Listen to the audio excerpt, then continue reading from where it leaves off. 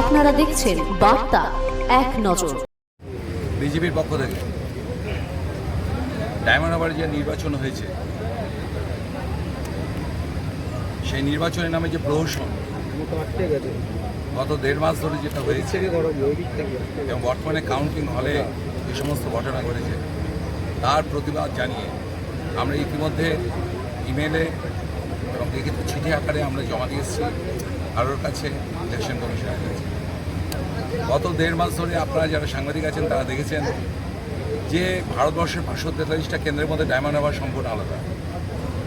একমাত্র কেন্দ্র যেখানে গত 10 বছর ধরে কোনো পঞ্চায়েত নির্বাচন হয় না, একমাত্র কেন্দ্র যেখানে কোনো ইলেকশন হয় না, একমাত্র কেন্দ্র যেখানে সমস্ত প্রশাসনের আধিকারিক এবং পুলিশ ডিপার্টমেন্ট তারা একজন সাংসদের জুতো পালিশ করতে সারা বছর ব্যস্ত থাকেন, একমাত্র কেন্দ্র যেখানে ক্রিমিনাল এবং পুলিশ তারা সহযোগে বিরোধীদের কণ্ঠরোধ করার জন্য তাদের সর্বশক্তি প্রয়োগ করে, একমাত্র কেন্দ্র যেখানে আপনাদের কোনো গণতান্ত্রিক অধিকার নেই, ইভেন তৃণমূলের লোকেদেরও তৃণমূলকে ভোট দিতে পারে না।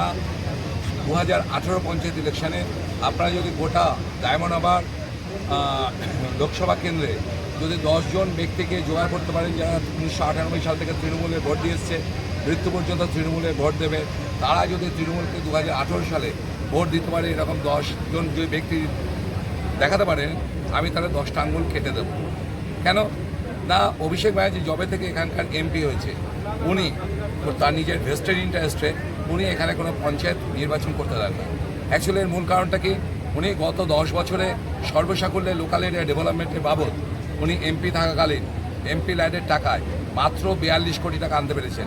প্রথম 5 বছরে 25 কোটি টাকা, দ্বিতীয় 5 বছরে প্রথম 2 বছর 4 কোটি টাকা কেটে নিয়ে 17 কোটি টাকা, 17 আর 25 42 কোটি টাকা উনি সর্বসাকুল্যে আনতে পেরেছিলেন। এর একটা পয়সা উনি কখনোই আনতে পারেননি এবং এটা হচ্ছে প্রমাণিত সত্য। এটা আমার কথা বিশ্বাস করতে হবে না, mplads.india.com-এ গেলে আপনি দেখতে পাবেন 543টা এমপি কত টাকা আনতে পেরেছে। এই 42 কোটি টাকার মধ্যে ওনার এমন মূলত হয়নি যে পুরো টাকাটা খরচা করা, যেটা ডায়মন্ড হারবারবাসীর জন্য খরচা করা উচিত ছিল। এর মধ্যে 5,04,31,600 টাকা উনি ফেরত পাঠিয়ে দিয়েছেন।